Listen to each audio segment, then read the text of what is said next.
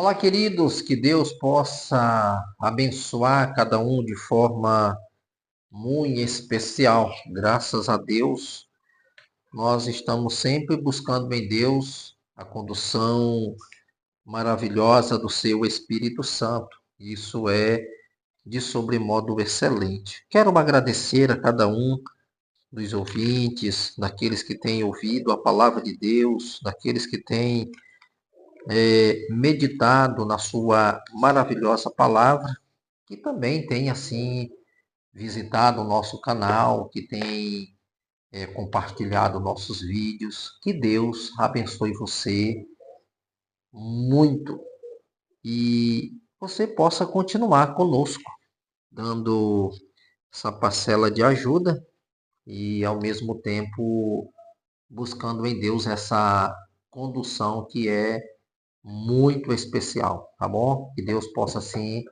dar graça a cada um. Eu quero aqui compartilhar com você Romanos capítulo 12, a partir do versículo 1, aonde o apóstolo Paulo ele fala de uma nova vida. Olha só, como nós precisamos a cada dia termos essa nova vida em Cristo. Como nós precisamos de mudança a cada dia para que, de fato, o Senhor Jesus ele venha a ser glorificado na nossa vida. E é necessário que nós venhamos tomar uma posição. A recomendação de Deus no Evangelho, porque o Evangelho é boas novas de salvação. Então, a proposta de Deus na sua palavra não é de nos tornar fanáticos, não é de nos tornar religiosos.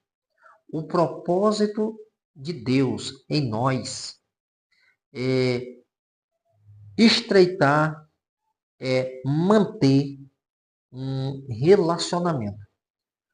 Evangelho é relacionamento. Evangelho é mudança de vida. É você mudar a sua vida radicalmente.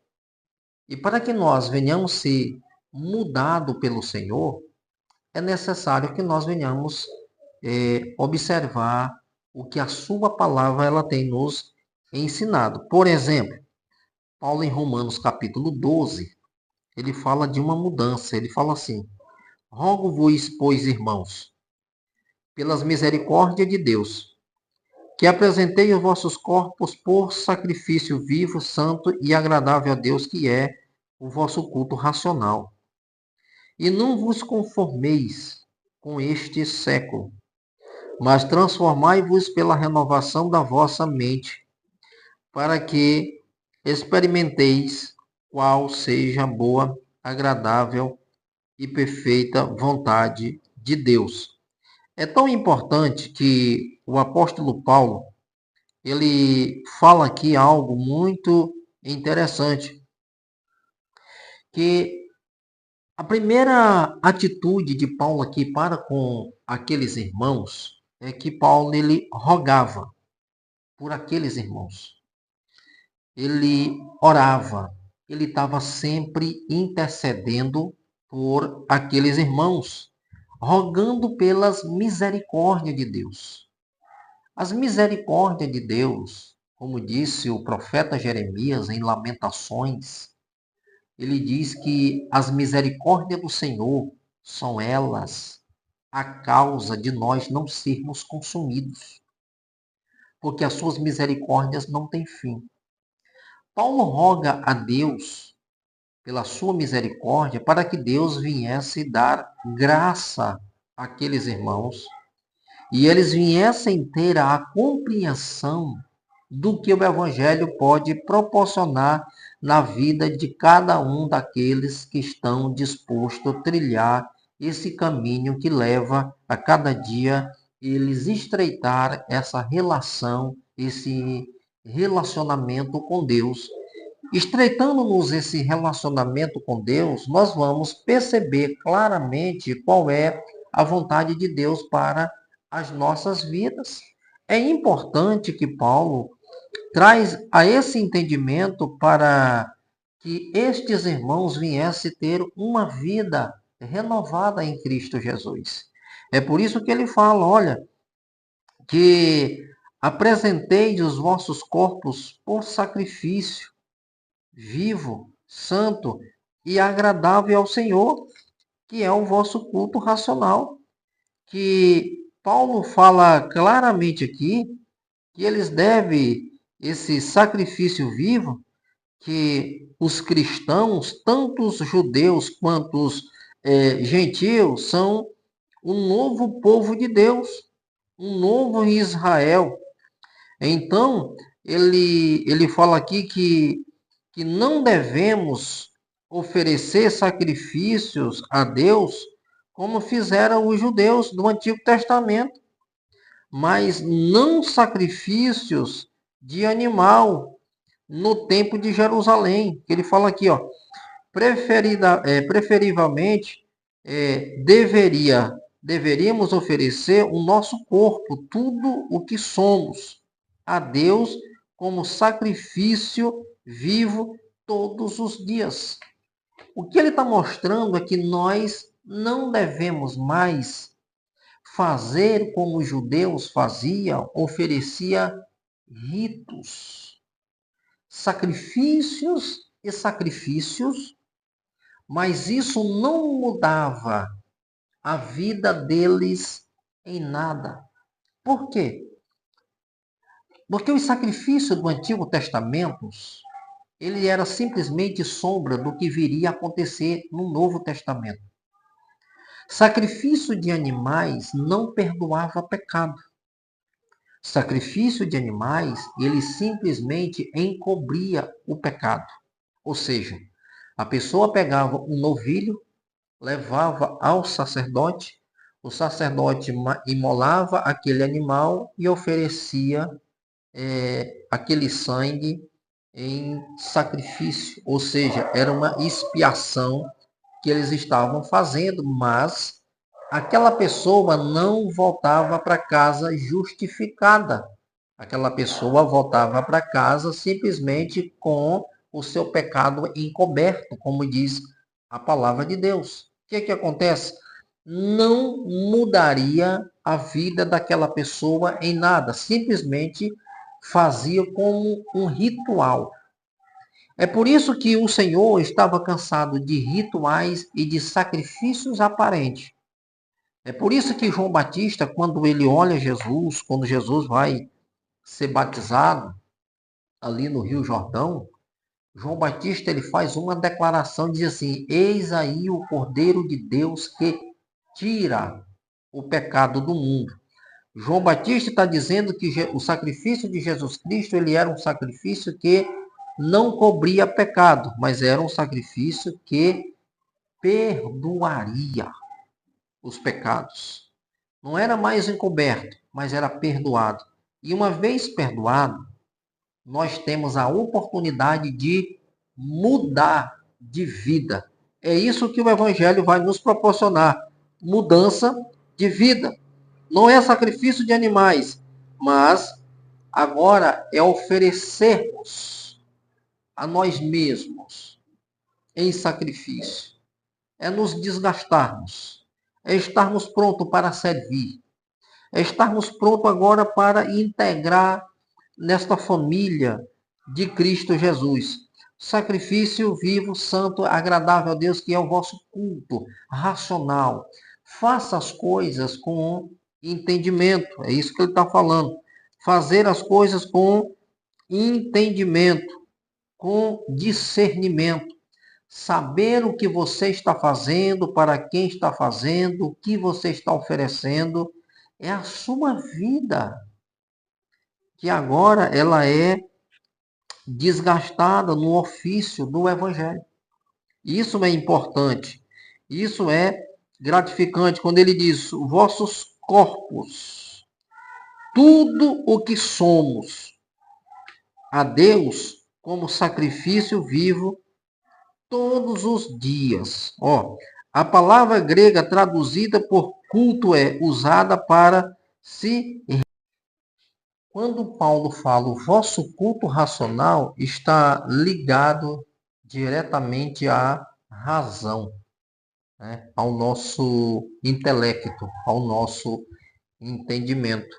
E isso também é importante quando a gente observa que, quando ele fala pela compaixão de Deus, que nos comprometemos em um ato de adoração, a palavra ela pode ser compreendida como espiritual.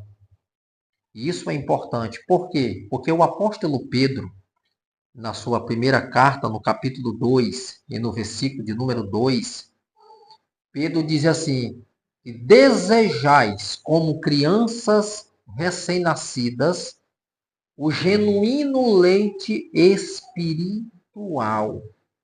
Ou seja, está falando de algo que é espiritual, que deve ser levado muito a sério, onde essa palavra também ela é traduzida por racional. Como tal, o nosso ato de consagração é uma forma de adoração. É tão importante que quando você se deleita, você busca, você realmente se desbruça nessa busca, nessa entrega, sabe, nessa caminhada, é um ato de adoração. Você está adorando ao nosso Deus. Você está buscando aquilo que é espiritual. Você está investindo o seu tempo em uma vida saudável com Deus. E é tão importante que esse primeiro versículo ele é tão rico e ele te habilita para algo mais profundo, para algo muito mais grandioso. Que ele diz no versículo de número 2, ele diz assim: e não vos conformeis com este século, mas transformai pela renovação da vossa mente. Quando ele fala de não se conformar com este século, literalmente ele está falando ele está se referindo a um sistema ateu. Nós não devemos aceitar o modelo de uma era cujo Deus é Satanás. É justamente isso que ele está falando. Não vos conformeis com este século, com esta era, com o que se oferece, com o que vocês estão sendo induzidos ou estão tentando induzir vocês. Queridos, isso é muito sério. Paulo está nos despertando para algo muito maior, para que nós venhamos ser despertados para algo que seja tão profundo, que é essa relação com Deus que gera em nós intimidade com Ele. E esse despertar do versículo 1, quando ele nos habilita, quando ele desperta no versículo 2, e não vos conformeis com este século, ele está falando dessa era presente, que nós não devemos adorar, não devemos nos envolver, que nós não devemos nos associar a um sistema de mundo tão corrompido. E cá entre nós temos visto isso acontecer nos dias atuais, pessoas descendo de ladeira abaixo em busca destas coisas, abrindo mão daquilo que é perfeito, daquilo que é puro, daquilo que é louvável, estão descendo de ladeira abaixo em busca destas coisas. Ou seja, as pessoas estão na igreja e buscando as coisas lá do mundo e trazendo o mundo para dentro da igreja, misturando aquilo que é puro com aquilo que é impuro, aquilo que é santo com aquilo que é profano, aquilo que é sagrado com aquilo que é pagão. Então nós estamos vendo essa inversão de valores. E Paulo está advertindo a esses irmãos para que eles não incorram nesse erro. Olha o que diz aqui em 2 Coríntios, capítulo de número 4, o versículo de número 4, eu vou localizar aqui para me ler, para que você entenda o que eu estou falando. Eu estou usando a Bíblia, comprovando dentro da própria Bíblia, para a gente não vir com subterfúgios. 2 Coríntios, capítulo 4, versículo 4, Paulo fala do seu ministério com fidelidade. Ele diz assim no verso 4 do capítulo 4 de 2 Coríntios, ele diz: nos quais o Deus deste século cegou o entendimento dos incrédulos, para que lhes não resplandeçam a luz do evangelho da glória de Cristo, ao qual é a imagem de Deus. O que Paulo está dizendo? Paulo está dizendo o Deus deste século. Olha o que Paulo está advertindo em Romanos 2. Não vos conformeis com este mundo. Literalmente, ele está falando de uma era. No capítulo 4 e no versículo 4 de 2 aos Coríntios, Paulo está dizendo, olha, o Deus deste século, nos quais o Deus deste século cegou o entendimento dos incrédulos para que lhes não resplandeçam a luz do evangelho da glória de Cristo, ao qual é a imagem de Deus. Por quê? Porque não nos pregamos a nós mesmos, mas a Cristo Jesus como Senhor e nos mesmos como vossos servos por amor de Jesus. Paulo está dizendo, olha, o Deus desse século cegou a mente deles, cegou-lhes o entendimento dessas pessoas. E Paulo está dizendo, a nossa pregação, nós não pregamos a nós mesmos. Eu não estou ensinando nada de mim, mas o que eu estou ensinando é a respeito de Cristo Jesus. E é justamente as pessoas estão com a mente cauterizada pelo inimigo, que eles estão vendo os milagres, eles estão vendo os sinais, eles estão vendo a natureza reagindo contra toda a degradação do homem. Mesmo assim, eles não estão se despertando, eles não estão atentando para o que está acontecendo. É por isso que Paulo fala que nós não devemos nos conformar com este século. Por quê? Porque ele diz aqui, não vos conformeis com este século, mas transformai-vos pela renovação da vossa mente. O que é que ele está dizendo? Ele está mostrando aqui, olha só, o que é que acontece com esse entendimento renovado? Comprometido com as ideias do reino de Deus. A palavra experimenteis significa testar, provar pela prática na vida cotidiana que a vontade de Deus por nós seja boa, agradável e perfeita. Olha só, gente. O que é que Paulo está dizendo? Em primeiro lugar, diz, olha, rejeitem toda a proposta que este mundo possa oferecer, que esse sistema pode te dar, rejeite, não se envolve, sabe? Não abrace esta causa, mas pelo contrário, transformai-vos. Olha só a parte B desse versículo, que ele diz aqui, transformai-vos pela renovação da vossa mente, para que experimenteis. E eu li aqui o que é experimenteis.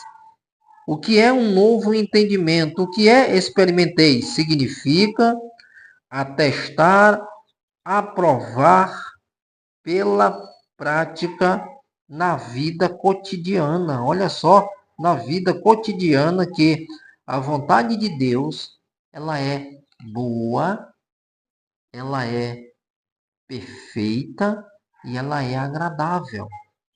Olha só, uma mente renovada, o que é que ela pode anseiar? O que é que essa mente renovada, ela pode querer experimentar? Ela vai experimentar a boa e perfeita vontade de Deus. Uma mente renovada vai fazer igual Paulo diz lá em Colossenses capítulo 3.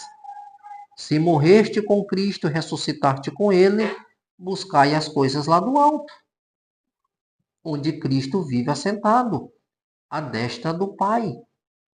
Ou seja, nós vamos anseiar por aquilo que é bom, por aquilo que é puro, por aquilo que é agradável.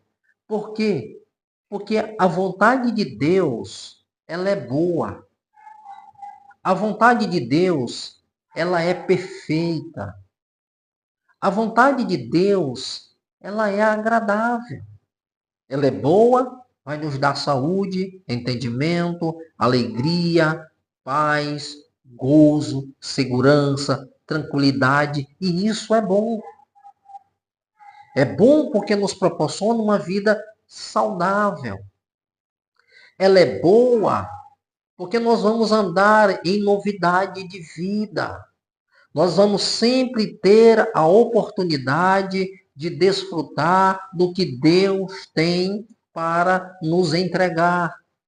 Ela vai promover em nós uma vitalidade, uma vida espiritual, um crescimento, uma longevidade, experiências novas, porque ela é perfeita. Agora nós vamos entender por que ela é agradável. Porque é bom sentir paz. Uma paz perene no coração.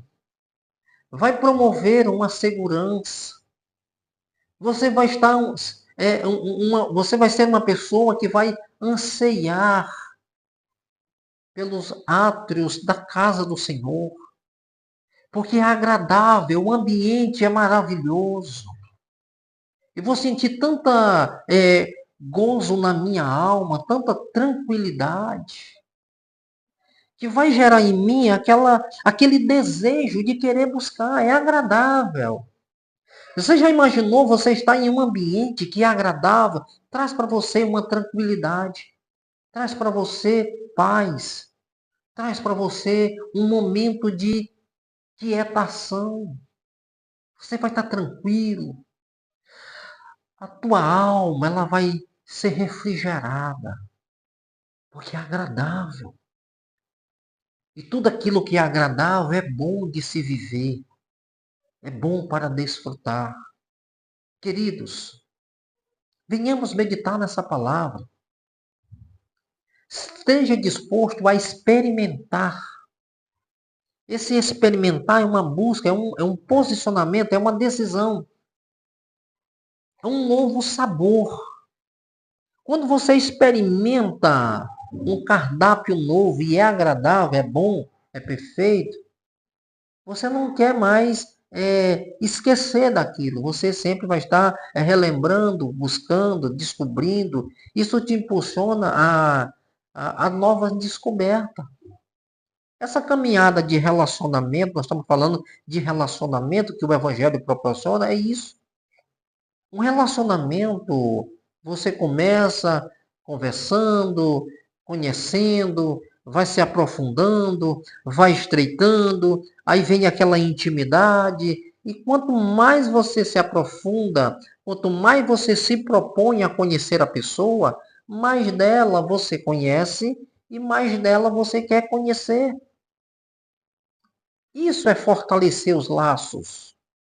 Isso é estreitar uma relação. Você sabe tudo a respeito da outra pessoa e a pessoa, ao mesmo tempo, ela sabe tudo a seu respeito. Isso é transparência. Isso é intimidade. Um cônjuge que conversa, que tem esse relacionamento, eles têm intimidade. Ele conhece os pontos positivos, eles conhecem as fraquezas uns dos outros, e naquele momento de fraqueza eles estão se auxiliando, ajudando, dividindo, compartilhando, tanto experiências como até mesmo lutas, eles estão juntos, um apoiando o outro, para que juntos possam sair mais fortes. Com Deus é a mesma coisa.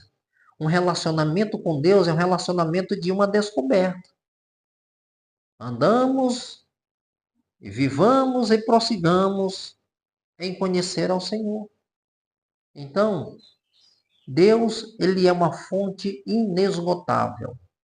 É por isso que a caminhada cristã, ela não é enfadonha quando você se propõe a conhecer ao Senhor, porque todo dia ele revela algo novo para você. Que Deus te abençoe, te dê graça, te sustente e que você a cada dia venha estar disposto a servir e buscar a presença desse Deus que é sublime, que é santo, que é maravilhoso, é grandioso. Quero orar pela sua vida. Senhor Deus, em nome do Senhor Jesus Cristo, que o Senhor possa visitar cada uma dessas pessoas que pararam para ouvir este vídeo. Que eles possam estar sendo enriquecidos pela tua palavra, com a tua graça, com o teu amor, e que eles possam desfrutar da tua bondade. Onde tiver um coração aflito, afligido, entristecido, sem ânimo, sem esperança, que o Senhor possa injetar nesse coração alegria, gozo, paz nesta vida, para que ele venha estar disposto a iniciar uma nova caminhada de descoberta em ti. E sabendo que quanto mais eles se aproximam do Senhor, mais desejo eles terão por estar mais e mais perto de ti.